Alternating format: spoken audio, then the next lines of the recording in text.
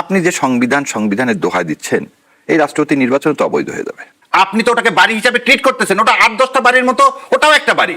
ওটা মুক্তিযুদ্ধের জন্য কোনো আলাদা সিম্বল হতে পারে না। শেখ সাহেব সেদিন অ্যারেস্ট হয়েছেন, ওই কাপুরুষের মতো তার পরিবারের দায়ভার পাকিস্তানি সোলজারের হাতে তুলে দিয়েছেন। বাংলাদেশ জামাত ইসলামের গঠনতন্ত্র অনুযায়ী আমিরে জামাতের কথাই মানে হচ্ছে দলের কথা। এখানে আর তৃতীয় কোনো ব্যক্তি বলে কিছু নাই। 71 সালে 25শে মার্চের পরে এক পাকিস্তান থাকতে চাওয়াটা, এটা ছিল রাজনৈতিক ভুল। শাহরির ভাই, আপনার কাছে একটা জিনিস জিজ্ঞেস করি। আমরা এই ইদানিং টেলিভিশনের আমরা যে টকশোগুলো করি, আমরা তো আসলে একটা আলোচনা প্রাণবন্ত করার জন্য পক্ষ বিপক্ষ বা মতাদর্শ, একই মতের আদর্শ দুজন লোক থাকলে তো সেটা আলোচনাটা হয় না। আপনাদের মধ্যে এখন একটা যে অমুক থাকলে অমুকে যাবো না, অমুক থাকলে অমুকের সাথে বসবো না, এক ছোট করে জিজ্ঞেস করি, এইটা কি আসলে এই শতাব্দীর বাংলাদেশে, নতুন বাংলাদেশে কি এটা কাম্য, নাকি আসলে একে অন্যের মানে মতাদর্শকে আমরা বিশ্বাস বা শুনতে চাই না? কোনটা? ধন্যবাদ আপনাকে। আপনার মাধ্যমে আপনার টিভির সমস্ত দর্শকদের সালাম এবং শুভেচ্ছা। আপনি খুব সুন্দর একটা প্রশ্ন করছেন যে অমুকে গেলে অমুকে আসবো না। মতের প্রতি যদি শ্রদ্ধাশীল না হই, এখানে আবার একটা জিনিস আছে কি, ধরে নেন টকশো যদি এরকম হয় যে আসছে নদীর রচনা, পড়ে গেছি গরুর রচনা, এখন যে করে হোক গরুকে নদীতে নামাতে হবে। তারপরে শুরু করলাম, আমার একটা সুন্দর নদী ছিল, নদীর নাম সুরমা। নদীতে একদিন একটা গরু আসলো, এই গরুর চায়ের হাত পা ছিল বলে গরু রচনা লিখে দিয়ে আসলাম, তাহলে সমস্যা। কিন্তু বস্তুনিষ্ঠ আপনি একটা যখন একটা অনুষ্ঠান করেন, সেটাতে আপনি কিন্তু কিছু বের করে নিয়ে আসতে চাবেন। প্রতিটা জিনিসের কি যে আমার এক ধরনের ইন্টারপ্রিটেশন থাকবে, আপনার এক ধরনের ইন্টারপ্রিটেশন থাকবে, এবং এখানে জাজমেন্টটা কি করবে? জনগণ করবে। সো যদি আমরা এখানে আমার মতো করে বা আপনার মতো, কেন আমারটা আপনি শুনতেছেন না, আপনারটা আমি কেন সমর্থন করি, এর জন্য তো মতের, the beauty of democracy is difference opinion. Definitely. এবং ডিফারেন্স ওপিনিয়ন থেকে মানুষ কি করবে, তার যে মতামত সেটা তৈরি করবে। এখন যে আমি এখন মানে সত্যি কথা অনেক কমায় দিছি, আর যাচ্ছি না এটা টকশোতে। কেন? টকশো কোনো মারামারি জায়গা না। এখানে আমার মত এস্টাবলিশ করাতে হবে তা না। আমি যতটুকু জানি তাই দিয়ে আমি বলবো, আপনার কাছ থেকে যেটা জানি না সেটা শিখবো। এখানে আপনি এসে বসেই আমি আপনাকে পার্সোনাল অ্যাটাক করা, অ্যাসাসিনেট করা, তার জন্য তো আমরা সঞ্চালকের দায়িত্ব এটাকে এই জিনিসটা করা। আর একটা জিনিস হচ্ছে কি, এই যে নতুন একটা জিনিস আসছে, যেমন আগে আমি বই পুস্তক সব নিয়ে যেতাম, এখন ইদানিং দেখতেছি যে না, এই ধারে কাছেও কেউ যাচ্ছে না। তাহলে এই ধারে কাছে না যেয়ে আমি ওখানে যে কি করব? কারণ আমি আমার কথা তো কোনো সোর্স ছাড়া কেন বলতে যাব? বুঝতে পেরেছি। আমি শুধু একটা কথা জিজ্ঞেস করি, আপনার কি এরকম কোনো কারো ব্যাপারে খুব আপত্তি আছে যে তাদের সাথে বসবেনই না? আমার দিক থেকে এরকম নাই। ধন্যবাদ। আমার দিক থেকে এরকম নাই, ইনশাল্লাহ আমার এরকম কিছু নাই, এবং আমি এগুলোতে বিশ্বাস করি। ধন্যবাদ। আশা করি আমাদের সবার মধ্যেই এই বোধোদয় থাকবে। শাহরির কবির 35 বছর পরে রাষ্ট্রপতি নির্বাচন হলো। নির্বাচন যদিও ফলাফল কি তা অনুমেয় ছিল। একবার ছোট করে একটু জিজ্ঞেস করি, কারণ এটা নিয়ে অনেক আলোচনা কালকেই হয়েছে, তারপর আপনার মতামত জানতে চাই। বাংলাদেশ জামায়াত ইসলামী তো জানতো যে এই নির্বাচনে আমরা প্রার্থী যতই দেই, যত ভালো মানুষকে দেই, এখানে বাংলাদেশ জাতীয়তাবাদী দল বিএনপি যাকে সমর্থন করবে তারাই নির্বাচিত হবে, কারণ 70 অনুচ্ছেদ বহাল।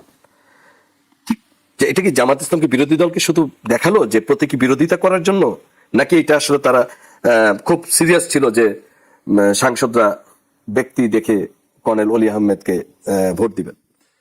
দেখেন, এখানে প্রথম জিনিস হচ্ছে, এটা 3টা আসপেক্ট আছে। 1 নম্বর আসপেক্ট হচ্ছে, বাংলাদেশ জামাত ইসলাম কিন্তু শপথ নিলেন 2টা শপথ। একটা শপথ নিছেন সংস্কার পরিষদের জন্য, যেটা যে নামে ডাকেন গণপরিষদের জন্য, আর একটা নিছেন আপনি জাতীয় সংসদের সদস্য হিসাবে।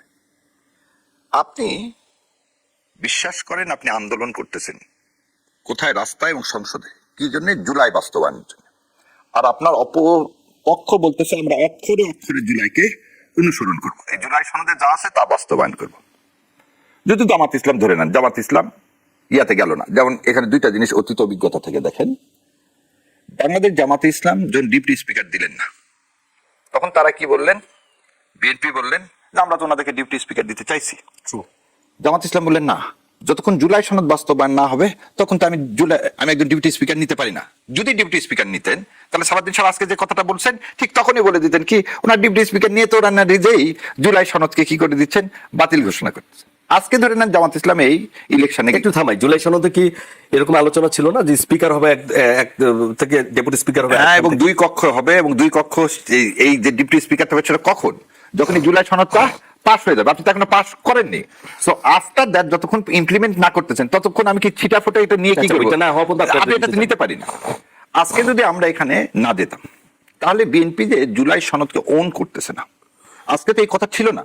বিএনপি নিজেই দিছে হচ্ছে তিনটা বিষয় ছাড়া সমস্ত এমপিরা ফ্রি। কিসে এটা তাদের কিন্তু কিসেতে আছে, ইস্তেহারেও আছে, যে ফরেন পলিসি, সংবিধান সংস্কার আর অর্থ, এই তিনটা বাদে সমস্ত এমপি ফ্রিলি কি করতে পারবে, ভোট দান করতে পারবে। ভোটের আগে কি হলো, মাননীয় চিফ হুইপ বলে দিলেন যে কোনো এমপি যদি অন্য কাউকে ভোট দেয় তাহলে কি হবে, তার সংসদ সদস্য পদ থাকবে না।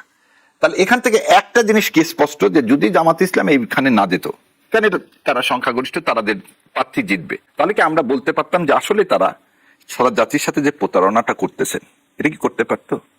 সেকেন্ডলি আরেকটু সহজ করে বলি, আপনি যে সংবিধানের দোহাই দিচ্ছেন, এই রাষ্ট্রপতি নির্বাচন তো অবৈধ হয়ে যাবে। কেন বলতেছি, আপনি কিভাবে চুপ্পু সাহেবকে সরাইছেন? অভিশংসন করে সরাননি, পদে করছে। বলে দিই আপনাকে, এর আগে এই জিনিসগুলো ইয়াসুদ্দিনকে দিয়ে করাননি।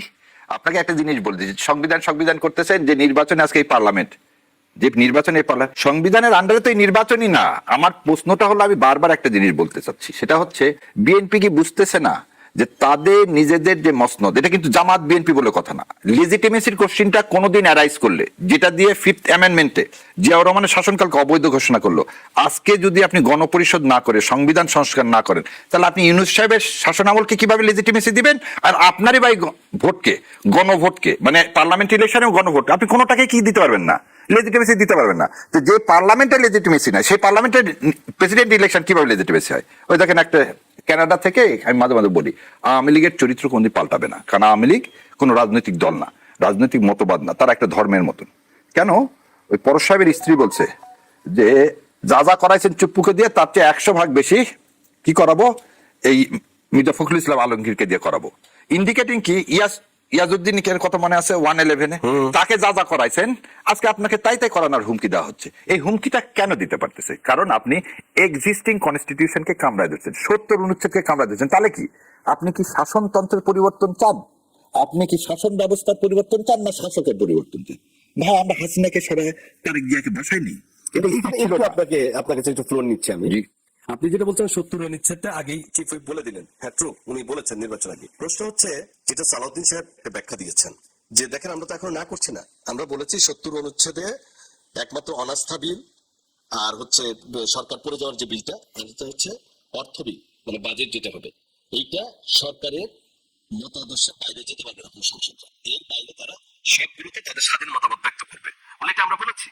কিন্তু বলছে যে এই নির্বাচনে সেটাই হওয়া কথা, কিন্তু এইটা তো এখন আইনে পাস হয় নাই।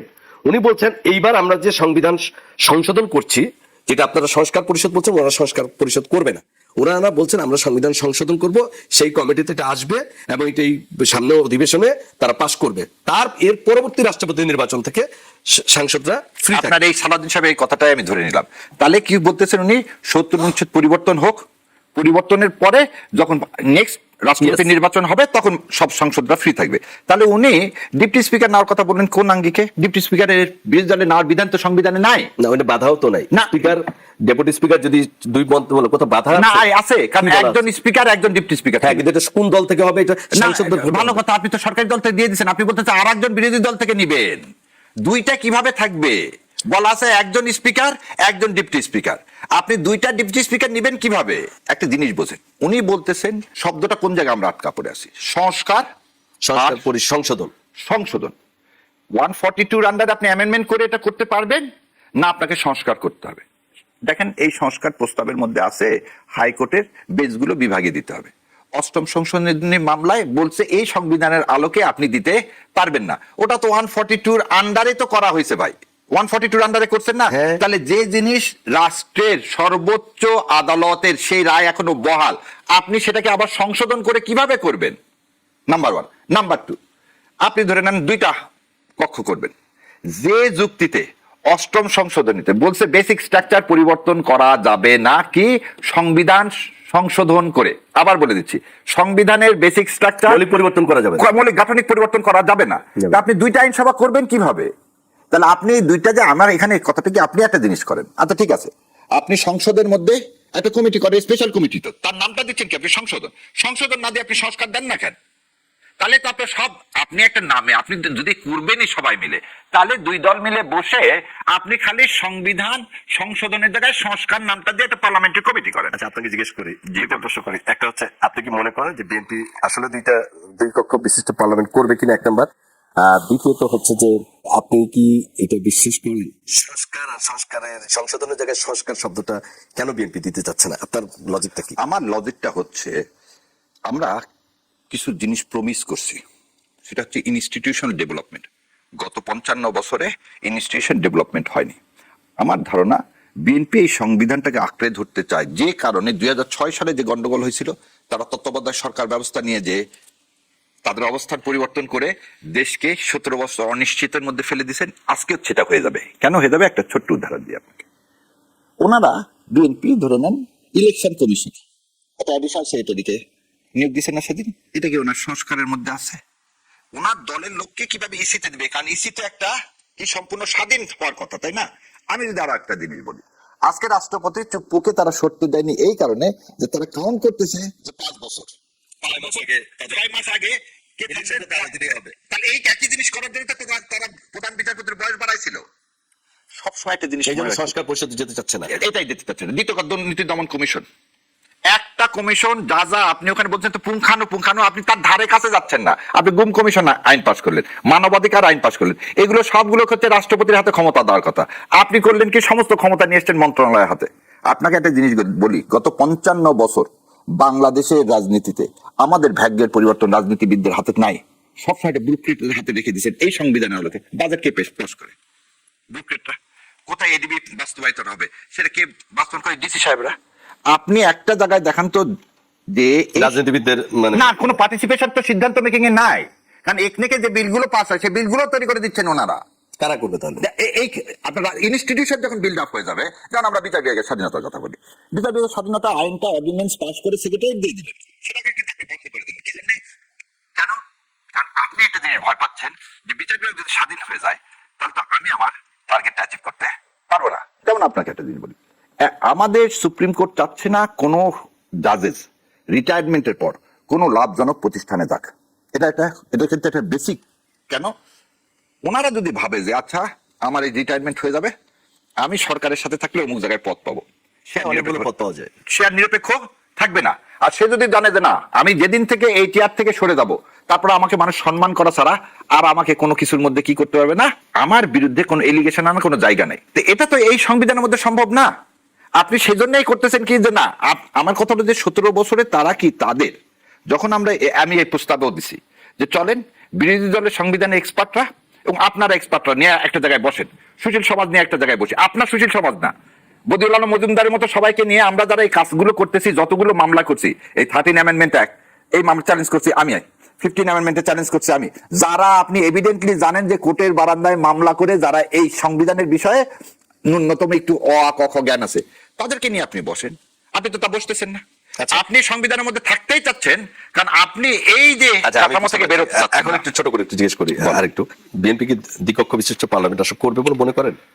বিএনপি যে দ্বিকক্ষ বিশিষ্ট পার্লামেন্ট করতে চাচ্ছে, আমার ব্যক্তিগত মতামত আবার বলে দিচ্ছি, বিএনপি দ্বিকক্ষ বিশিষ্ট যে পার্লামেন্ট করছে তো ওটা করাচ্ছে না করাই ভালো। কারণ এই সংখ্যানুপাতিক হারেই করবে তাদের। এটা করা বললাম তো এই জন্য করাচ্ছে না করাই ভালো। কারণ আমাদের মতো দেশে অযথা একটা আপনি বার্ডেন সৃষ্টি করেন না। আবার আরেকটা জিনিস আমি চিন্তা করতেছি, অল্টারনেটিভ চিন্তা করেন যে বিএনপি একটা তাদের মতো করে একটা সিনেট করে দিল, সামনে সরকার যেই আসুক তার কিন্তু সিনেট একবার হয়ে গেলে সে আইনটা চেঞ্জ করে তার ফাংশনটা চেঞ্জ করতে, শুরুটা যে কোনো জায়গাতে আমাকে করতে হয়। বিএনপি যে শুরুটাই করতে চাচ্ছে না এই কনস্টিটিউশন আঁকড়ায় ধরে, আমার সেখানে কথা যে সংস্কার সাথে আপনি সিনেট করতে পারবেন না। ফেয়ার এনাফ, আপনার পরিষ্কার, আমি বুঝেছি আপনার বক্তব্য। খালি ছোট করে একটু জেনে আমি একটা বিরতিতে যাব, তার আগে আপনার কাছে প্রশ্নটা রাখি। অনেস্টলি বলেন তো, এই বাংলাদেশে 18-20 কোটি মানুষের নানাবিধ সমস্যা, বিশাল ব্যয়, আয় কম, নানাবিধ সমস্যা, আর একটা গণঅভ্যুত্থানের পরে তো যে পরিমাণ, গণঅভ্যুত্থান একটা ঝড় লন্ডভন্ড হয়ে গিয়েছিল, তারপরে 18 মাস, তারপরে 6 মাস। এখানে যদি জামাত এবং এনসিপি জোট ক্ষমতা আসতো, তারা কি আপনি মনে করেন ঠিক আসার পরই সংবিধান সংস্কার পরিষদ করে এই যা যা কমিটমেন্ট তাদের ছিল সব করতো? এনসিপি কে এনেন না, কারণ আজকের এই পরিস্থিতির জন্য আমি এনসিপি কে দায়ী করি। কারণ বাংলাদেশ জামাতে ইসলাম বলছিল সংস্কার করে তারপর নির্বাচন দেওয়া। আবার বলে দিচ্ছি এটা রাজনৈতিক, এনসিপি আমি বললাম যে এনসিপির এটা রাজনৈতিক তাদের সিদ্ধান্ত, আমি যে সিদ্ধান্তটাকে আমি রং ভাবি। কারণ আপনি যদি ইউনূস সাহেবের আন্ডারে সংবিধানটা সংস্কার করে তারপরে যদি আপনি কি করতে নির্বাচন করে যে ক্ষমতা আসতো, তাহলে কিন্তু আর এই জিনিসগুলো থাকতো না। দ্বিতীয় একটা জিনিস আপনি বলতেছেন লন্ডভন্ড একটা ইকোনমি, 18 মাসে ইউনূস সাহেব ওই লন্ডভন্ড ইকোনমিটাকে কিন্তু একটা স্টেবিলিটিতে নিয়ে গেল। আপনি একটা জিনিস দেখেন তো, ওই সময় গ্যাসের প্রাইস, কারেন্টের প্রাইস, আজকের যে লোডশেডিং, এগুলো কি শেষ হয়েছিল? ছিল না। আপনি কি কোনো লোনের বকেয়া দেওয়া বন্ধ করছিলেন? না। আপনি বরং 37 বিলিয়ন আপনার হচ্ছে ফরেন এক্সচেঞ্জ রিমিটেন্স রেখে গেলেন, 37, যেটা এখন কমে হয়েছে 31। সো আপনি আরেকটা জিনিস দেখেন, সব দলগুলো মিলে আমি আরেকটা অবাক হই, ইউনূস সাহেবকে আমরা সবাই মিলে নিয়ে আসলাম, হঠাৎ ইউনূস সাহেবের যমুনা ঘেরাও প্রতিদিন সকাল বিকাল রাত হতে থাকলো। আজকে ইলেকশনের পর কিন্তু সেই ঘেরাও আর উধাও হয়ে গেল। তার মানে কি, আমরা যে কথাটা বলতে চাচ্ছি সেটা হচ্ছে আপনি জামাতে ইসলাম, এনসিপি, বিএনপি বলে কথা না, সবার আগে বাংলাদেশ এটাকে আপনাকে বিশ্বাস করে সেই কাজটা করতে হবে। তারা করতো কিনা আমার বিশ্বাস জামাতে, আমি এনসিপি এর জন্য বলছি, এনসিপি যায় না, জামাত ইসলাম এটা চাইতো, এটা করতো, এবং জামাত ইসলাম আসলে এটা না করলে কোনো এই দেশের কারো, এই দেশের মানুষের সব ফাঁসিয়ে যাবে, এটা আপনি পরিবর্তন না করলে। যাই হোক, কিন্তু ইউনূস সাহেবের সময় তো এতটা গ্যাসের দাম বাড়েনি, বিদ্যুতের দাম বাড়েনি, জ্বালানি সংকট হয়নি, বা একটা হচ্ছে বৈশ্বিক যুদ্ধ ছিল, তখন ইউক্রেনের যুদ্ধ ছিল, কিন্তু ইরানেরটা ঠিক তারপর পরে ইরানের যুদ্ধটাকে এই সরকারকে ফেস করতে হচ্ছে। হরমুজ প্রণালী দিয়ে জ্বালানি বন্ধ আছে, কিন্তু যদিও ডিজেল বাদে অন্য জ্বালানিগুলো আমাদের নিজস্ব, আর গ্যাসের তো সংকট, কিন্তু তখন ছিল না, এখন কেন হলো? সরকার তো বলছে এর দায় কোনোটাই বিএনপির না, এর দায় হচ্ছে হাসিনা সরকারের, তখন সব লুটপুট করে নিয়ে চলে গেছে। আমারও প্রশ্ন যে শেখ হাসিনা যে শ্বেতপত্র প্রকাশ দেখেছি আমরা, দেবপ্রিয় ভট্টাচার্য যেটা করেছে ইউনূস সরকারের সময়, সেখানে বলেছে যে বিলিয়ন বিলিয়ন ডলার চলে গেছে এবং আমাদের সবকিছু শেষ। কিন্তু তখন যদি জ্বালানি সংকট শেখ হাসিনা সব করে রেখে যায়, তাহলে ইউনূস সাহেব এটা মিটাইলো কিভাবে 18 মাসে? তার মানে কি এটা কি শেখ হাসিনা সরকারের দায়, নাকি ইউনূস সরকারের দায়, নাকি আমাদের এখনকার ব্যবস্থাপনার দায়? ছোট্ট করে একটু বলবেন। দেবপ্রিয় ভট্টাচার্য, যদি আপনি রিপোর্টটা দেখেন, 30 লক্ষ কোটি টাকা এদেশ থেকে পাচার হয়ে গেছে, অ্যাজ মাই আন্ডারস্ট্যান্ডিং, এবং সোফার যত গবেষণাপত্র পড়ে দেখলাম, এই 30 কোটি টাকা, 30 লক্ষ কোটি টাকার 20 লক্ষ কোটি টাকা ইন্ডিয়ান কোম্পানিগুলোতে শেখ হাসিনা পুঁজি বিনিয়োগ করছে। আসলে কি তাই? বলে দিচ্ছি, তার প্রমাণটাও বলে দিচ্ছি, সাথে সাথে বলে দিচ্ছি। পুঁজি বিনিয়োগ করে ধরুন আদানি, রিলায়েন্স, এদেরকে যে টাকাটা, বা আপনার হচ্ছে এই চাইনিজ কোম্পানি তো আছে না, চাইনিজ কোম্পানি না, কেন এটা বললাম শোনেন, পাওয়ার সেক্টরটা পুরাটা ইন্ডিয়াকে দেওয়া। পাওয়ার সেক্টর কিন্তু আপনি দেখবেন না, বাগের থার্মাল বলেন, রামপাল বলেন, যতগুলো। আচ্ছা, আমরা ডিজেল কিনতাম কোথায় থেকে? আসাম থেকে পার্বতীপুর পর্যন্ত কিন্তু একটা পাইপলাইন আছে। এবং জানেন যে 21 সালের পর থেকে হাসিনা এগুলোকে কিন্তু under seller credits, seller credit মানে নিয়ে আসবো, বিক্রি করবো, তারপর তাকে টাকা দিয়ে দেবো। কয়লাও আনতাম কোথায় থেকে? আমরা কয়লাও আনতাম আমরা ইন্ডিয়া থেকে, সেলার ক্রেডিট। তাহলে আমাকে এলসি খুলে আমাকে কখনো দেনান কোনো পেমেন্ট করতে হচ্ছে না। ইউনূস সাহেব এসে কি করলেন? ইউনূস সাহেব এসে দুইটা কাজ করছেন। একটা কাজ করছেন, ক্যাপাসিটি চার্জ, আপনাকে বলা আছে ধরে নেন প্রতিদিন 10 মেগাওয়াট আপনি যদি ন্যাশনাল গ্রিডে দেন তাহলে আপনাকে ক্যাপাসিটি চার্জ দিতে হবে না, কিন্তু 10-এর নিচে যদি আপনি দেন তাহলে কি করতে হবে? আপনাকে ক্যাপাসিটি চার্জ দিতে হবে। আমাদের দরকার 15,000 মেগাওয়াট, আমার উৎপাদন ক্ষমতা 29,000 মেগাওয়াট। আমি করলাম কি, প্রথমেই বলে নিলাম যে তোমার কাছ থেকে আমি তোমার যে ক্যাপাসিটি যে পর্যন্ত দেওয়া আছে ওই পর্যন্ত আমি তোমার কাছ থেকে প্রতি মাসে বিদ্যুৎ নিব। তাহলে হচ্ছে কি, ওকে ক্যাপাসিটি চার্জও দিতে হচ্ছে না, আবার বিদ্যুৎটাও আমার কাছে আসতেছে। এই সরকার এসে প্রথমে কি করছে? এই সরকার এসে করছে কি, অর্ধেক বিদ্যুৎ ইউনিট বন্ধ করে দিছে। যেগুলো বন্ধ করে দিচ্ছে তাকে আপনাকে প্রথমে কি দিতে হচ্ছে? ক্যাপাসিটি চার্জ দিতে হচ্ছে। আচ্ছা, আমরা কোনোদিন ইরান থেকে তেল আনিনি। আবার বলে দিচ্ছি, আপনি একদম গত 25 বছর না 55 বছর ইতিহাস দেখেন, আমাদেরকে তেল কে দিছে, কোথায় থেকে দিছে, তার পুরো হিস্ট্রিটা দেখেন। এলএনজি আনা শুরু করছে আমরা সেদিন থেকে। এলএনজি আমরা, সেটাও কার হাতে? সামিটের হাতে। আপনি জানেন যে 3 থেকে 4টা জাহাজ এখনো বঙ্গোপসাগরে ভাসমান আছে, তারা সেটা কি করতেছে না? আনলোড করতেছে না। কি কারণে আনলোড করতেছে না জানেন? সে করতেছে, কথা বলতেছে না, সামিটের কাছে কম আছে। সামিটের উল্টা, সামিটের সবকিছু আমার বাজেয়াপ্ত করার দরকার, আমার কন্ট্রাক্ট টার্মিনেট করে, কারণ তারাই হচ্ছে এই টাকাটা সাইফেন অফ করে নিয়ে গেছে। কিন্তু সরকার সেক্ষেত্রে তাদেরকে বাজেয়াপ্ত করা তো দূরে থাকুক, তাদের সাথে উল্টা নেগোসিয়েশনে আছে। তাহলে আপনি বলতে চান যে ব্যবস্থাপনার সময় পুরাটাই হচ্ছে ব্যবস্থাপনা। এবং যখন বলেন আপনি আই হ্যাভ এ প্ল্যান, শোনেন, রুজভেল্ট যুদ্ধ লাগছে দ্বিতীয় মহাযুদ্ধ যুদ্ধ কবে? 1939 সালে। আচ্ছা, 42 সালে, 39-এর পর পরে 42 সালে বলছে শোনো, সারা পৃথিবী কিভাবে রিকনস্ট্রাকশন হবে সেই প্ল্যানটা এখনই করো। এবং 44 সালে তার ওই 3 কমিটি বিশিষ্ট বলে দিল আইএমএফ কিভাবে করতে হবে, ওয়ার্ল্ড ব্যাংক কিভাবে করতে হবে, ইউএনও কিভাবে। আর যুদ্ধ থামলো কবে? 45 সালে। তাহলে আপনি ক্ষমতায় আসছেন, আপনার মা যাকে বিদ্যুৎ মন্ত্রী হিসাবে যোগ্য মনে করেনি, আপনি তাকে পুরা জ্বালানি দিয়ে দিলেন, জ্বালানি মন্ত্রণালয় তার হাতে দিয়ে দিলেন। আর ভাই, সে কি আজ পর্যন্ত আপনাকে বলতে পারছে 6 মাসে, আগামী 6 মাসে বাংলাদেশের জ্বালানি পরিকল্পনা এই? উনি বলে যে না, এইভাবেই চলতে হবে আগামী 2 বছর।